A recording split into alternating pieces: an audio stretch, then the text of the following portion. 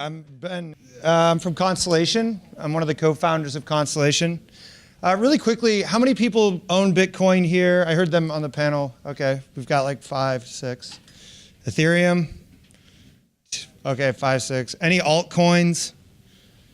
What's everybody interested in from everybody's perspective? What is everybody interested in? Is it about the real world applications? Is it discovering new coins, ICOs? Just kind of really quick. Okay. All right, governance. All right, great.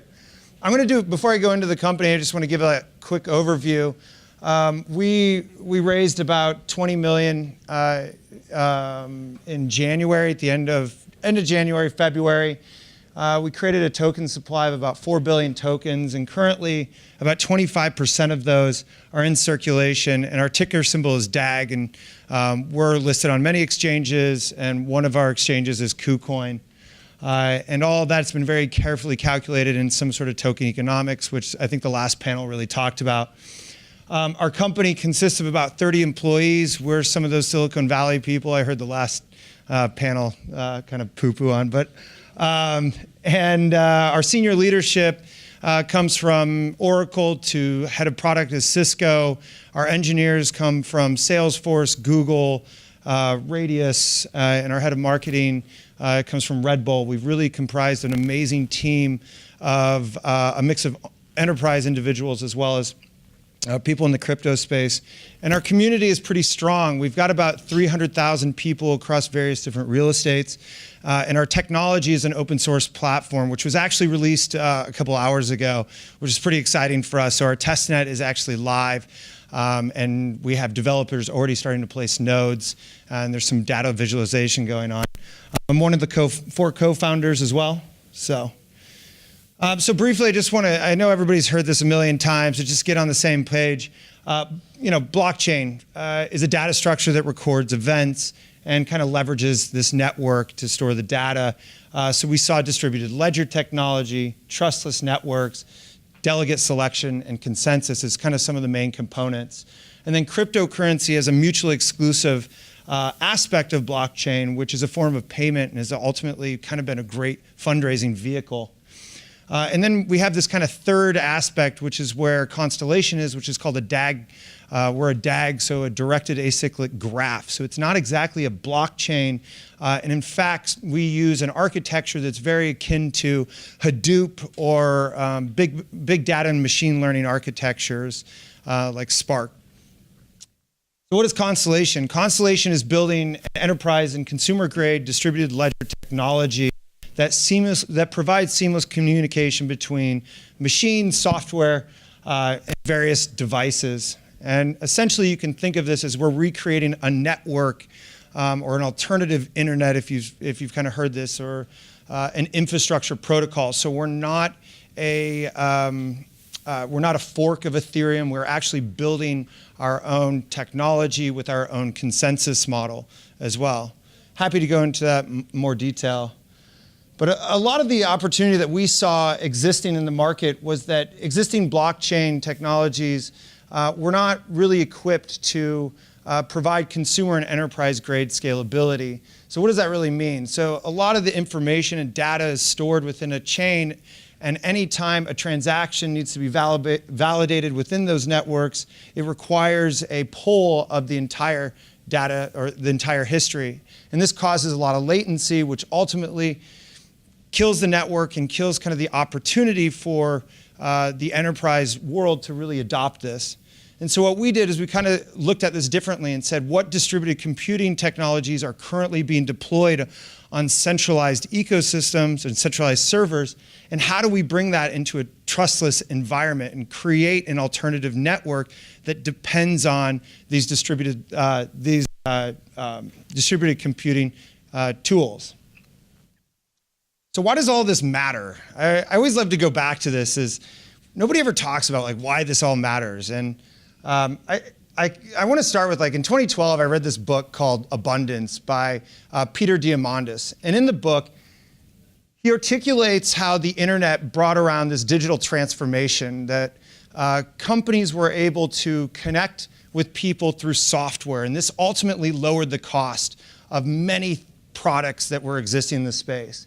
And so we saw a huge rise in new money, and this ultimately created new abundance in many different ways.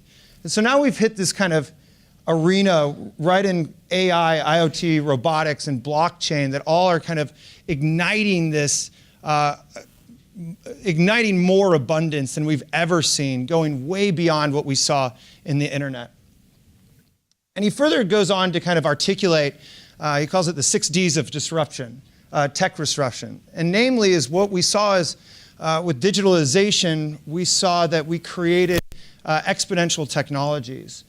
And then what was interesting about that is that we saw kind of this deceptiveness that occurred, and that was that the technologies that were introduced didn't have these crazy growth curves that we were thought to have, but they actually took a little bit longer, and then they exponentially grew. And ultimately, this had an effect of demonetizing what was already monetizable. And so I kind of want to focus on that for a moment, is demonetizing, moving money from the equation. And a lot of these 6 Ds, you could probably start to think like we're seeing this in blockchain, like it's having the same effect. So what I mean by that is if you look at solar energy, for example, the cost of solar energy over time has absolutely plummeted. And what you see is that it's past natural gas and coal pricing. So what does this mean? So this shifts the problem set, and we're seeing this kind of awakening go on, where utility companies are not allowing people to kind of be responsible for almost tokenizing their own solar panels that live on their house or exist on their house. And last year, I read this article in the LA Times that was really talking about that California was now paying Arizona to take on our energy. Like, take a moment to like reflect on that for a second. We've just created a surplus of energy and we're still having battles. Like, what happens in this space? And how do we provide the piping and distribution of all this energy in a kind of governance way? I think somebody brought that up. So specifically, let me tie this back into the financial in terms of financial institutions. Well, taking kind of a brief look at everything, what have we done? Where have we created value? Over the past 20 years, we've created so much value on the application layer. And part of the reason for that was that we didn't create the right incentivization and gaming structures that existed on the protocol level. And so what we see is this kind of new emergence of technology where transactions became digital. We've started to figure out how we build horizontal companies that connect digital ecosystems as well as vertical. And so for the first time in history, we're starting to see a way to monetize this protocol level and starting to rethink how we build infrastructure so that we don't get to a point where all the value is on the application layer. And this is going to take some time, as we saw with the internet and the application layer. The other interesting thing, and when we talk about how do financial institutions adapt this, is that if we look at the Gartner hype cycle, in January we saw this huge excitement and enlightenment that happened within the cryptocurrency space. And then if you go down to the very bottom where it says where we are here, we kind of were disillusioned by the whole technology. And I like to look at what Accenture and a lot of the major consulting firms did and went into many of these financial institutions and kind of overpromised this new product that would come out, when we clearly weren't even there in the infrastructure. I mean, some of the projects that are still exploring scalability are like EOS that released their mainnet a couple months ago or maybe a month ago, and if we're having tons of issues on figuring out how to create this mainnet main product that goes to market. We're still in such early stages. So what we kind of reflect on with the financial institutions is really what are the use cases. I could sit here and we could talk about all the use cases, and most of them have been fleshed out today. Like it's not really novel in applying blockchain to these financial institutions. For example, the Royal Bank of Canada did a use case in settlements. So not actually using payments, so to speak, but actually kind of removing intermediaries in the process and transaction of money. And what they found was that there really wasn't a big enough economic incentive for them to switch a significant part of their tech stack over to blockchain. There were some cost-benefit analysis that went down. There were some costs that that were relieved, but and maybe even a little efficiency. But when it came to doing these benefit analysis, it just kind of was lackluster, and it was really hard to get beyond it. And part of the reason for that is for speed and transactions. So where the settlement typically takes 3 to 5 days, you have Ripple XRP that can do it in 4 seconds. But then when you take that to the next level and you go, okay, well, how do we apply this throughout the rest of the company? We're still not at that transaction throughput that we want to see today. So where we enter into Constellation and what we're focusing on, and really kind of what we're driving at, is that we have to rethink about what blockchain technologies are out there, listen to what testing has been done, what sandbox environments have been done, and reevaluate what can we do differently. So one of the big ways in getting financial institutions to primarily come on board is to look at new architecture. So how do we store big data, and how do we kind of pull on that big data? How are we doing on time? Okay, cool. And then look at a globally distributed network. So when you look at Bitcoin, for example, most of the mining, 80% of the mining is done in China. Like right there, we're already kind of deviating away from centralized servers. I think even cloud computing is way more decentralized than that. So how do we look at a globally distributed network? How do we create one that's more equal and doesn't put all the control into a few? And then it's looking at novel consensus models. So if we create these trustless economies, how do we create new ways beyond proof of work, beyond proof of stake, that put control back into the masses? And something that we're focused on in Constellation is looking at reputation. So how do we give reputation to devices, things, software that would process transaction versus proof of stake and proof of work, where you have computational bandwidth that ultimately dictates how much throughput goes through the network, or who owns more of the network to ultimately drive some of the transactions. You could imagine that a financial institution, if they want to shift a majority of their tech stack onto some of these platforms, are going to have a hard time figuring out if this is going to make sense, if the guy that holds the most money in the network could potentially create a conspiracy with others in the network to overtake it and ultimately cause some sort of fraud. And then there's no traceability because we're in a trustless economy. And then scalability. So looking at how do we go beyond just pulling all the data and history from one network and actually look at ways of using gossip protocols that have existed in distributed computing and leverage that across this trustless ecosystem so that we can scale infinitely, that more nodes that come onto the network, that the faster it goes and the more we scale. And then, of course, the ease of getting people on board to build out applications that exist on the blockchain. So what I mean by that, if you look at Ethereum, you have to learn a new language, programming language, to be able to work in Ethereum, called Solidity, in fact. So what Constellation is focused on is, why not look at existing languages that are out there, namely Scala, JVM, and the Java community is roughly 9 million people that already have an idea of how to program and how to already work with it. So I kind of open this up into what is the opportunity at play. We don't really believe that it has to be the blockchain for X. There's this spot solution. Those exist, and some of them work, and some of them have to be tweaked. But the real opportunity is connecting new economies, reimagining what a transaction is, and reimagining how to onboard emerging markets. And so looking at like the World Economic Forum, where there are 17 sustainable development goals, I think are a good guiding light for this. Is number 9 is looking at the industries and innovation and infrastructure. Like, this is where we play a really big role, redefining what this infrastructure is and creating real innovation that will ultimately meet sustainable development goals and onboard emerging economies that haven't been able to participate. And what I say by that is that of course you look at financial institutions. They are already big, they're already doing well. To move that needle is going to be very tough. But emerging markets have the opportunity to really grow and benefit from all this technology, especially when there's feeless ways to get involved. And so I give an example. My friend Brandy started a company called Farm from a Box. And basically they take shipping containers and they plug it with IoT, all these connected devices, and deploy it in rural Africa, namely right now, and working with the UN.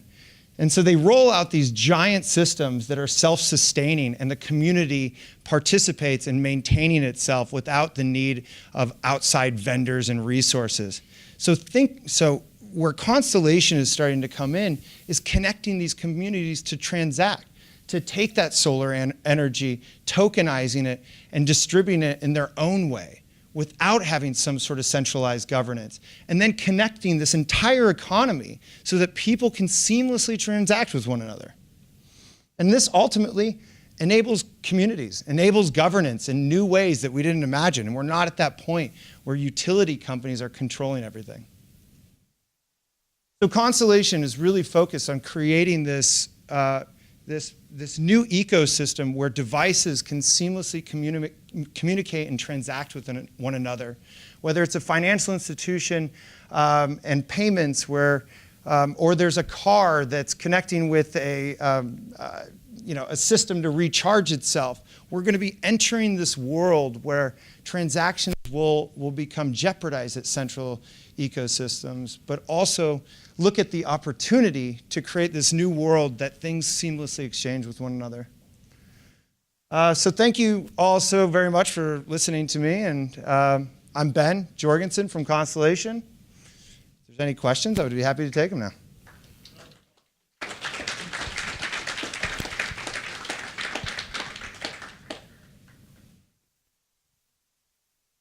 All right. Yeah.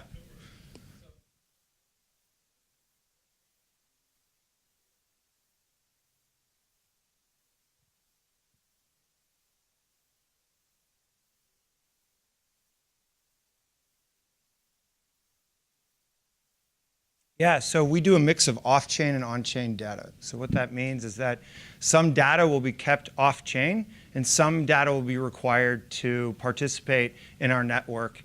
And so that will come up to the individual node that participates in the network. The other kind of further phase that we're exploring at this point is allowing individual companies to create a permission chain within the Constellation ecosystem, because we imagine that, like you said, to onboard a lot of these financial institutions or even auto manufacturers and focusing on mobility, a lot of that data they're going to want to create in a trusted environment and not necessarily need our entire open source community.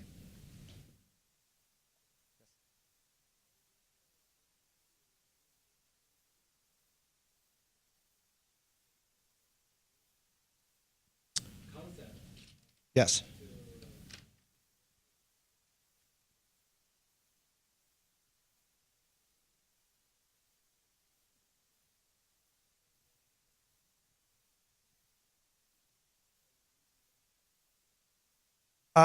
Yes. So, sorry, what was it? No.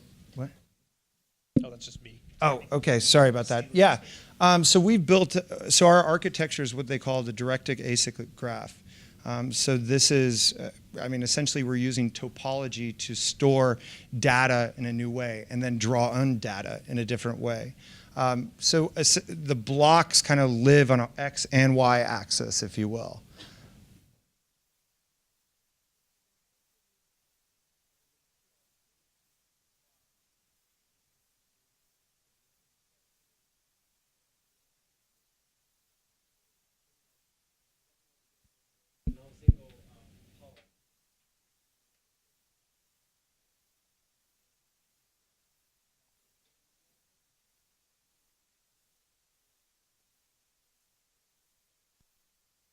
Yeah, that's a great question. So we're working on proving that. That's kind of where we are. Our test net starts to prove that. We believe that by using a reputation-based consensus model, that will ultimately weed out malicious actors from our network and create that trustless ecosystem. So using reputation, using observations of data, and correctly in using artificial intelligence to decide which node participates in which consensus ultimately creates a randomization that occurs for validating transactions.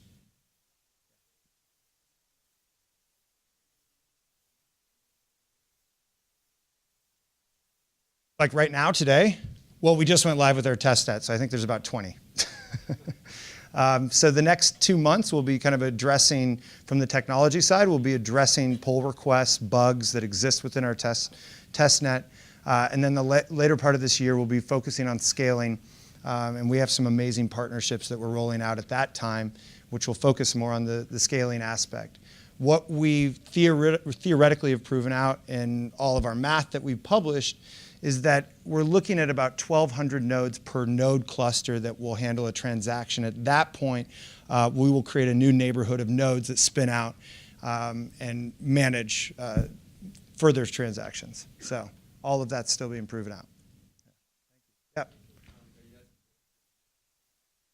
No, we're completely on our own. Great question. A lot of companies claim a protocol, and